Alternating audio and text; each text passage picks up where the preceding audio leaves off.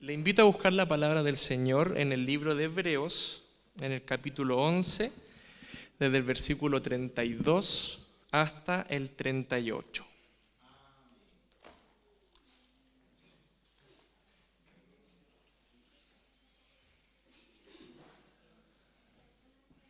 Hebreos capítulo 11, desde el versículo 32 hasta el 38.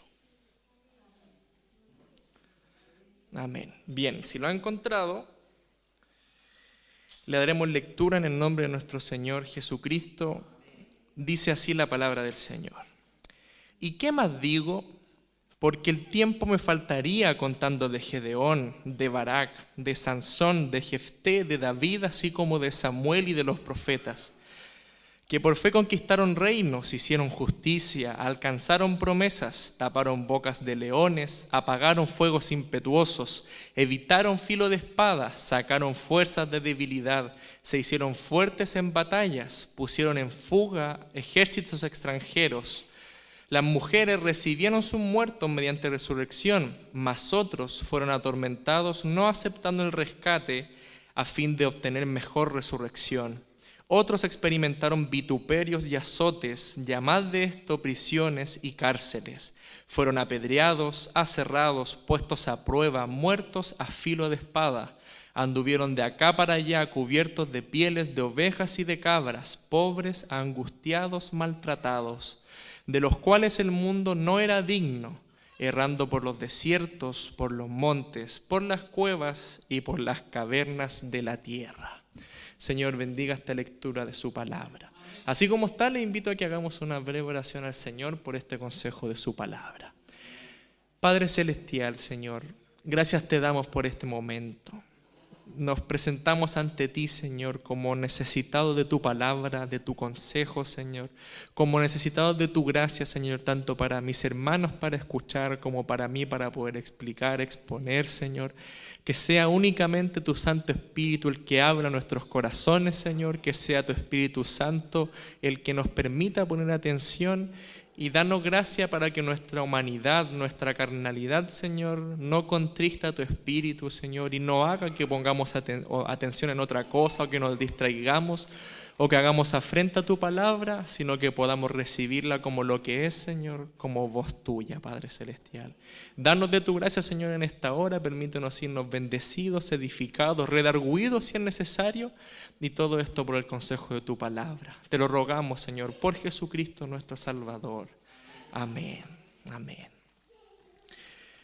Luego de que comenzó la pandemia, si hay algo que aumentó mucho exponencialmente para todos los que se manejan en Internet, fueron justamente las compras por Internet. Y uno empezó a comprar cosas y a que llegaran a su casa sin siquiera verlas, uno sin poder evaluar algo, sin poder tocarlo, sin poder ver de qué porte era. No sé, en el caso de los muebles, por ejemplo, uno sabía la calidad del material, uno simplemente veía las fotos y compraba y esperaba que lo que llegara a casa fuera bueno.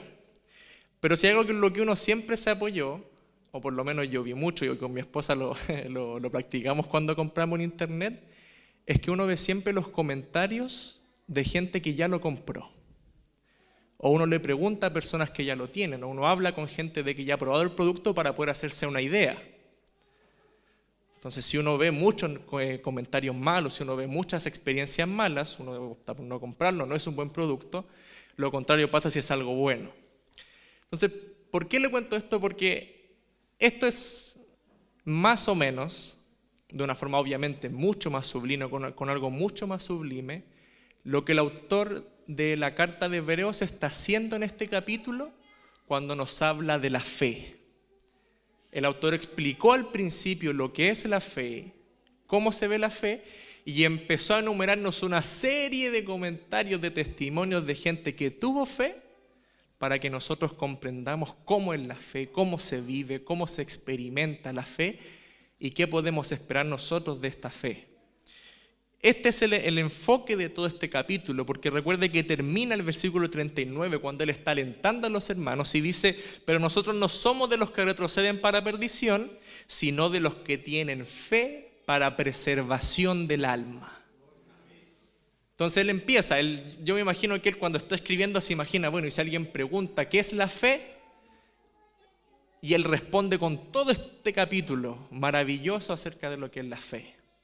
Y llegamos a un punto donde, si usted se dio cuenta, el autor empieza desde el principio, parte con Abel, ¿cierto? De las primeras generaciones de la creación, y va avanzando con Enoc, con Noé, con Abraham, los patriarcas, hasta cuando llegamos hasta el domingo pasado, que se nos habló de Josué, ¿cierto? Y de Rahab. Y el autor perfectamente podría seguir versículos y versículos, capítulos y capítulos hablándonos de héroes de la fe, porque todo el Antiguo Testamento prácticamente se compone de esas historias de fe donde el Señor con mano poderosa actúa en su pueblo. Sin embargo, él de alguna forma se da cuenta de que ya el tiempo es corto, de que ya necesita avanzar, y dice, ¿y qué más dice? Porque el tiempo me faltaría contando de cuánta gente, de cuánto héroe de la fe no hay en el Antiguo Testamento. Y escoge 6 nombres en particular que siguen el orden cronológico de los que vienen, y aparte de esto nombra experiencias que estos hombres y muchos otros vivieron. Entonces, hablamos primero de estos 6 hombres, de los que él toma. Habla de Gedeón, de Barak, de Sansón, Jefté, David, Samuel y los profetas. No voy a darle contarle la historia en detalle de cada uno de estos hombres, porque estaríamos aquí, tal como dicen, nos faltaría el tiempo para poder hablar todas las historias de fe. Pero sin embargo, detalles importantes que tenemos que considerar para entender a lo que él se refiere son principalmente 2 que a mí me llamaron mucho la atención cuando él escoge estos nombres. Porque primero, son personas totalmente pecadoras, tal como usted y como yo. Si hay algo que llama la atención de estos, y sobre todo de los jueces que él escoge, es que si bien es cierto, tuvieron fe, pero también tuvieron sus caídas que quedaron registradas también en estos libros. El caso más conocido yo creo que es el de David, ¿cierto? Cuando él peca con Betsabé, cuando él manda a matar a Urías Eteo. Tenemos también el caso de Sansón, cuando él, siendo un juez del Señor, cuando él peleando la batalla por Israel contra los filisteos, la lujuria lo gana, cae en este desliz con Dalila, y finalmente su final, no se lo voy a contar, no le voy a hacer spoiler para que usted lo lea, pero también es terrible. Y de la misma manera, por ejemplo, quizás quienes son menos conocidos, como pueden ser Gedeón, Barak y Jefté, de todos ellos también se cuenta de que fueron hombres llenos del Espíritu de Jehová. Se cuenta, de hecho, el Señor lo queda registrado en cada uno de estos llamamientos, cómo en ellos se derramó el Espíritu de Jehová. Y sin embargo, Gedeón, que fue quien libró a Israel del ejército madianita, Gedeón, brevemente la historia, el Señor lo llama para que pelee contra este ejército extranjero que estaba contra Israel. Gedeón dice, bien, voy a ir, dice, pues soy el más pobre, soy el más pequeño de mi familia. Sin embargo, Jehová le dice que va a ir con él, y Gedeón arma un ejército de 32.000 hombres. Un tercio casi de los habitantes de aquí de San Antonio, 32.000 hombres, y él va. Y sin embargo, Jehová va haciendo que él descarte ciertos hombres, muchos, y finalmente se queda con 300. Y con esos 300 él derrota a este ejército. Una victoria maravillosa para el Señor, para la fe de Gedeón, porque lo obedeció. Pero sin embargo, después Gedeón, en su locura, se le sumen los humos a la cabeza, por así decirlo, y él se hace un efod, una túnica de oro, y después hace que adoren a esta túnica. Tenemos el caso de Jefté, de Barak, que él también fue y peleó también contra un ejército, contra el ejército de Sísara. Y él, bajo la dirección de Débora, que fue una profetisa que había también en su tiempo, que es la intermediadora, por así decirlo, entre Barak y Jehová, él va y vence a este ejército de los cananeos. Pero también solamente su historia queda ahí. con Jefté sucede algo mucho más terrible, donde él tenía un aprecio por el pueblo de Jehová, tenía un aprecio también por el Señor y por toda su obra. Sin embargo, él termina sacrificando a su única hija, ya que fue lo que él prometió dentro de sus palabras. Entonces, si usted se da cuenta, son hombres que estaban llenos del Señor, que tenían a su espíritu, que tenían la fe para obrar las cosas que hicieron, pero sin embargo también eran hombres que cayeron, que pecaron. Después de esto, el autor menciona y empieza a decir todo lo que estos hombres hicieron, y no solamente esto, sino que muchos hombres más del Antiguo Testamento, mencionando acerca de todas las cosas que ellos hicieron por la fe. Porque si hay aquí un personaje principal en este capítulo, no es Abraham, no es Enoc, no es Noé, no, el eje principal y el elemento al cual el autor quiere apuntar siempre es la fe. Lo que más se repite en estos versículos, versículo tras versículo, es por la fe, mediante la fe. Y dice el 33 que estos hombres por la fe conquistaron reinos, hicieron justicia, y empieza a enumerar una lista de cosas que si usted empieza a leer a comentaristas es maravilloso, yo encuentro maravilloso verlo, porque cada comentarista cuando hace referencia a estos hechos nombra acontecimientos diferentes de la Escritura. Coinciden en algunos, ¿cierto? Pero repiten algunos, pero siempre nombran distintos, porque es tanto lo que el Señor ha hecho a lo largo de la historia, que el hecho, por ejemplo, de que hayan conquistado reinos, es un periodo que se extiende desde la misma salida de Éxodo hasta que el rey David es rey, en todo este periodo de tiempo, y el Señor lo cumple, conquistaron reinos. El mismo hecho de haber hecho justicia, de haber alcanzado promesa. Por ejemplo, el apóstol Pablo, cuando él está hablando de David, él dice que a David se le cumplió también la promesa de que de su descendencia iba a venir alguien que se sentase en el trono para siempre, que es Cristo. Entonces, de esta manera el autor va nombrando diferentes experiencias, pero hay un matiz que él hace y hay algo a lo que él apunta, y es que lo importante no es la experiencia como tal, lo que importa, sino que es la fe detrás de esa experiencia. No es el resultado de la fe, sino que la fe misma. Y esto lo vamos a ver, mis hermanos, porque fíjese que dentro de las cosas que él menciona, hay un paralelismo que se ve que es interesante y que deja entrever de que a los hijos del Señor la fe no les asegura, por así decirlo, ningún buen pasar ni tampoco un mal pasar. Me explico. Dice, por ejemplo, el verso 35, dice que por la fe conquistaron reinos. Pero el verso 37 dice que anduvieron pobres, angustiados y maltratados. El verso 35 también, el 33 dice que por fe hicieron justicia. Sin embargo, después también menciona que por la fe sufrieron cárceles y prisiones. Dice que por la fe taparon boca de leones, como es el caso de Daniel, pero después menciona que también por la fe fueron apedreados y aserrados, que es por ejemplo el caso de los profetas, del profeta Jeremías, que murió apedreado, y el profeta Isaías, que la historia cuenta por fuentes externas a la Biblia, que él murió partido en dos por una sierra. Dice también que por la fe evitaron filo de espada, en el versículo 34, y después el 37 dice que por la fe también fueron muertos a filo de espada. Dice que pusieron en fuga ejércitos extranjeros, pero también dice que ellos anduvieron de acá para allá arrancando. Y el 35 dice, las mujeres recibieron sus muertos mediante resurrección, pero otros, dice, fueron atormentados no aceptando el rescate. Entonces, si usted se da cuenta, el autor está apuntando a la misma fe, al mismo objeto de la fe, a la misma promesa del Señor, y sin embargo las experiencias son totalmente, diametralmente opuestas para un creyente como para otro.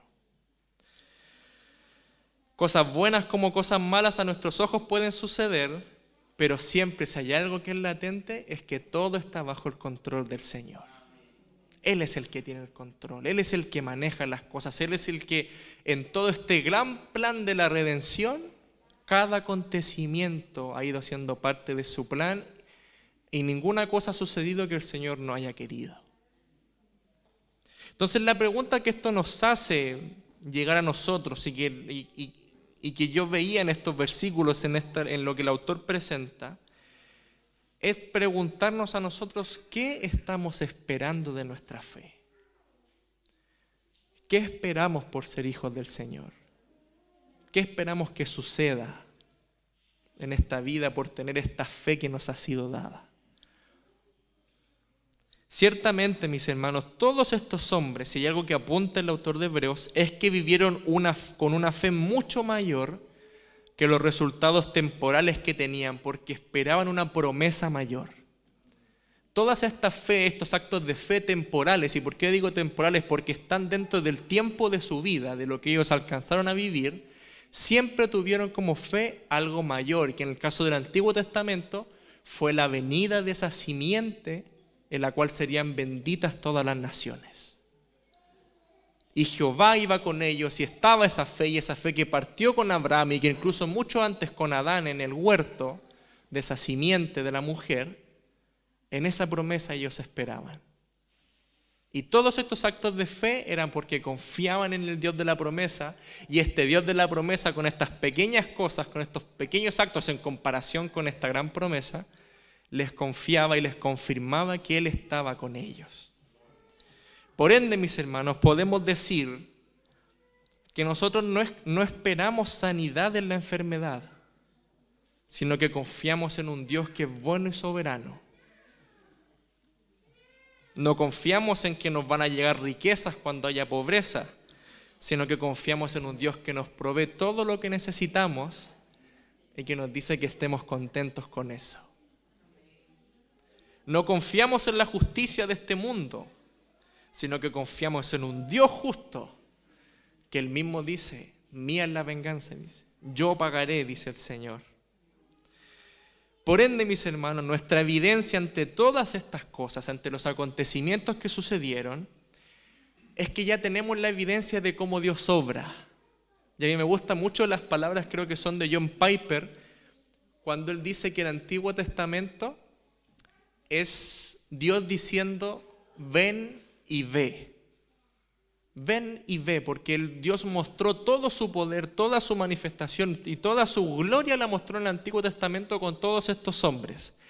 Y el Nuevo Testamento dice, es de ve y cuéntales. Porque nosotros ya teniendo toda esta evidencia, todo lo que Dios ya hizo, todo lo que Dios ha cumplido a través de estos hombres, ahora nosotros vamos y contamos todas estas cosas al mundo.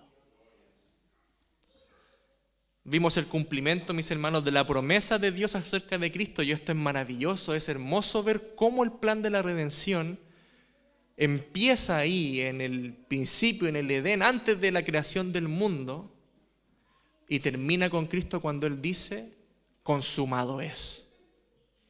Consumado es, terminó la obra, este plan que por milenios pasó para que sucediera, termina ahí en la cruz diciendo consumado es. Por ende, Dios tiene preocupación y nosotros, mis hermanos, también tenemos una promesa. También tenemos una, y es que Él volverá. Cristo un día vino y Él se fue y Él va a volver. Y mientras vivimos aquí, nuestra mirada está puesta en esta eternidad que Cristo compró con su sangre. Y eso es lo que el autor de los Hebreos quiere apuntar. Y me agarro un poco del versículo siguiente, que es el que viene, que dice, y todos estos, aunque alcanzaron buen testimonio mediante la fe, no recibieron lo prometido. No lo recibieron. Fíjese cómo vivieron, cómo anduvieron, cómo vivieron en este mundo, no siendo de este mundo. ¿Y qué dice la Biblia? No recibieron lo prometido.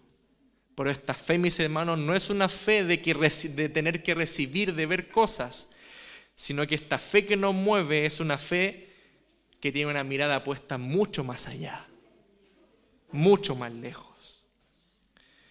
Por eso, mis hermanos, ya no vivimos para este mundo, ya no vivimos para nosotros, sino que vivimos para aquel que nos compró. Y si podemos proyectar en Juan el capítulo 17, el versículo 18, hay un detalle que Jesús menciona cuando Él está orando por los discípulos. Y Él dice, bueno, yo se lo leo. Dice, como tú me enviaste al mundo, así yo los envío al mundo. Y siempre se me había pasado desapercibido al leer la oración de Jesús, pero me llama mucho la atención la comparación. Fíjese cómo Él dice, como tú me enviaste al mundo, así yo los he enviado. Y hay muchos detalles que podemos rescatar de esto. En primer lugar, Cristo fue la imagen misma de Dios, porque en Él habitaba la plenitud de la deidad. Y de la misma manera como Él era la imagen del Señor y como Él vino siendo esa imagen, Él ahora envía a la iglesia a ser la imagen de Cristo en el mundo. Por eso el apóstol Pablo, cuando él escribe en 2 de Corintios, en el capítulo 5, él habla de este ministerio de la reconciliación y manda cómo nosotros somos los que vamos contando estas cosas. Dice, conociendo pues, en el versículo 11, el temor del Señor, persuadimos a los hombres, pero a Dios les manifiesto lo que somos y espero que también lo sea vuestras conciencias. No nos recomendamos pues otra vez a vosotros, si nos damos ocasión de gloriarnos por nosotros para que tengáis con qué responder a los que se glorían en las apariencias y no en el corazón. Porque si estamos locos es para Dios y si somos cuerdos es para vosotros. Y dice el 14, porque el amor de Cristo nos constriñe pensando esto, que si uno murió por todos, luego todos murieron y por todos murió, para que los que viven ya no vivan para sí, sino para aquel que murió y resucitó por ellos. Y sigue el versículo, el 18, él sigue hablando de este ministerio maravilloso y dice, y todo esto proviene de Dios, quien nos reconcilió consigo mismo por Cristo y nos dio el ministerio de la reconciliación, que Dios estaba en Cristo reconciliando consigo al mundo, no tomándoles en cuenta a los hombres sus pecados, y mire cómo termina, y nos encargó a nosotros la palabra de la reconciliación. Así que somos embajadores en nombre de Cristo, como si Dios rogase por medio de nosotros, os rogamos en nombre de Cristo, reconciliaos con Dios. ¿Y qué fue lo que Cristo vino a hacer? Cristo vino y dijo, arrepentíos porque el reino de vosotros se ha acercado a vosotros. Perdón, el reino de Dios se ha acercado a vosotros. Y asimismo vamos nosotros, reconciliaos con Dios. Y esto, mis hermanos, indudablemente nos va a llevar a vivir una vida que no siempre va a ser de buen pasar aquí, sino que Jesús en la misma oración también lo dice, de que el mundo lo rechazó a Él.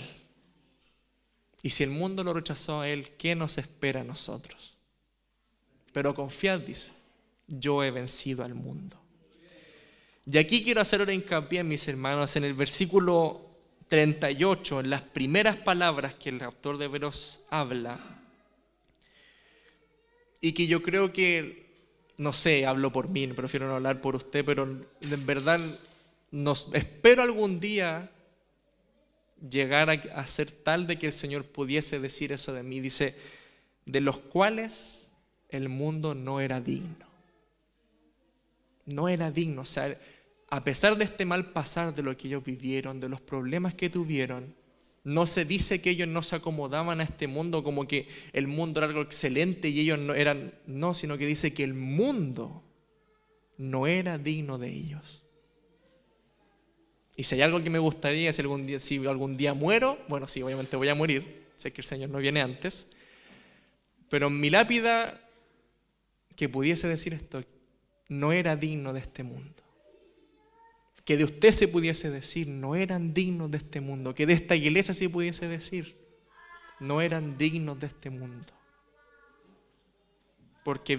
Para que podamos vivir como hechos para otro mundo. Y esto, mis hermanos, se ampara en la fe.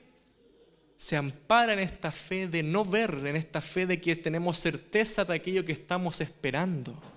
Ninguno de nosotros vio a Cristo, ninguno de nosotros, ni siquiera que yo sepa de aquí, conoce a Israel, conoce esa tierra por donde caminó el Salvador. Por ende creemos en algo que no vemos. pero bienaventurados somos. Y Jesús mismo se lo dijo a Tomás, le dijo a Tomás, porque me has visto, Tomás, creíste. Bienaventurados los que no vieron y creyeron. Y también lo escribe Pedro en su carta, en la primera carta, voy a leer en la versión de las Américas, en primera de Pedro 1, del versículo 3 en adelante, dice: bendito sea el Padre y Dios de nuestro Señor Jesucristo, quien según su gran misericordia nos ha hecho nacer de nuevo a una esperanza viva mediante la resurrección de Jesucristo de entre los muertos, para obtener una herencia incorruptible, inmaculada y que no se marchitará, reservada en los cielos para vosotros. ¿Se fija que está hablando de cosas que no hemos visto? Que todo lo que dice son cosas que simplemente por la fe estamos anclados y que no vemos aquí. Y dice que sois protegidos, dice, por el poder de Dios mediante la fe para la salvación que está preparada para ser revelada en el último tiempo. Y el 6 dice: en lo cual os regocijáis grandemente, aunque por ahora, por un poco de tiempo si es necesario, seáis afligidos con diversas pruebas, para que la prueba de vuestra fe, más preciosa que el oro que perece, aunque probado por fuego, sea hallada que resulta en alabanza, gloria y honor en la revelación de Jesucristo. Y miren lo que dice de Jesús: a quien, sin haberle visto, amáis, y a quien ahora no veis, pero creéis en él y os regocijáis grandemente con gozo inefable y lleno de gloria, obteniendo como resultado de vuestra fe la salvación de vuestras almas. No lo vemos, mis hermanos, pero es real. Y la pregunta, mis hermanos, para nosotros es: ¿estamos viviendo como si Él fuese real? Y ese es el aliento que recibimos en esta hora. Quienes nos subimos aquí, mis hermanos, ya no lo hemos alcanzado ni estamos ni siquiera cerca de esto, pero nos alentamos unos a otros. Nos alentamos unos a otros de poder vivir de esta manera, de poder vivir con Cristo por delante, de que sufrimos en esta tierra, de que tenemos aflicciones y dificultad, pero Cristo tiene algo mucho mejor para nosotros. Cristo tiene algo mucho mejor. Y mire, para ya ir terminando, voy a leer unas 2 últimas citas que llaman mucho la atención con todas estas aflicciones que aquí el pueblo menciona, o sea, que el autor de Hebreos menciona. Él menciona que todos estos experimentaron vituperios, azotes, prisiones, cárceles, apedreamientos, aserramientos, puestos a prueba, muerte a filo de espada, anduvieron de acá para allá, pobres, angustiados, maltratados, errantes por los desiertos, por los montes, por las cuevas y por las cavernas de la tierra, o sea, maltratados por este mundo. Y teniendo esto en mente, fíjese cómo son un consuelo para nuestro corazón las palabras de Pablo a los romanos en el capítulo 8, en el verso 31. Dice: ¿qué pues diremos a esto? Si Dios es por nosotros, ¿quién contra nosotros? El que no escatimó a su propio Hijo, sino que lo entregó por todos nosotros, ¿cómo no nos dará también todas las cosas?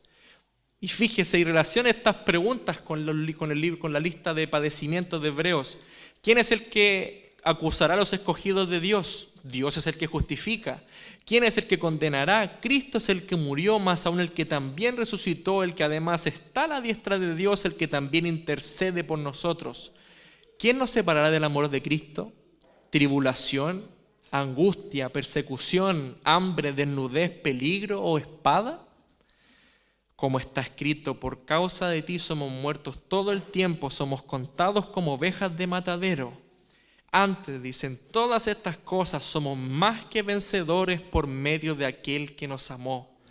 Por lo cual estoy seguro, dice, de que ni la muerte, ni la vida, ni ángeles, ni principados, ni potestades, ni lo presente, ni lo porvenir, ni lo alto, ni lo profundo, ni ninguna otra cosa creada nos podrá separar del amor de Dios que es en Cristo Jesús, Señor nuestro.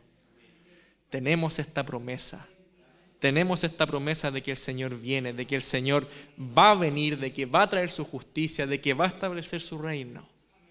Y tenemos que vivir con el corazón en esa promesa. Y termino leyendo, mis hermanos, los últimos versículos de Apocalipsis.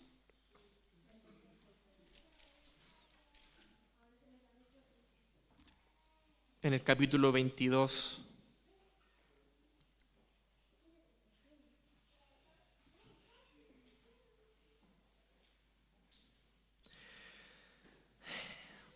Dice el versículo 20.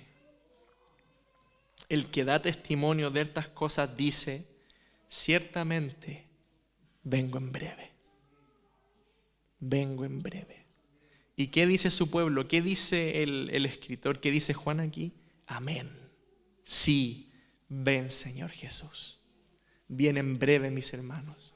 No tengamos su venida por tardanza, sino que alentémonos al amor, alentémonos a vivir con la fe en el Señor, alentémonos a vivir con una fe que sea impermeable a cualquier cosa externa, sino una fe que se renueve de día en día, que crezca, que se alimente con la palabra. Tenemos malos pasares, tenemos dificultades en esta vida, pero que sean un recuerdo a que el Señor viene. El Señor viene. A nosotros cuando nuestro hijo falleció, cuando Ismael falleció, nos dieron sus patitas marcadas en un papel como de las huellas. Y cada vez que las miro y pienso en ese dolor, digo, no soy de este mundo, soy de otro mundo. Y nos vamos a ver y nos vamos a encontrar y el Señor viene.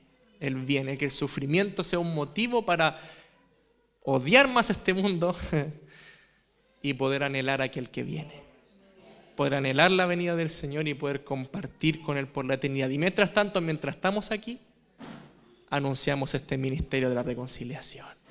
Que el Señor bendiga esta su palabra, que el Señor bendiga nuestros corazones y lo invito a ponerse de pie para que oremos por este consejo. Padre Celestial, no somos suficientes, Señor, para estas cosas.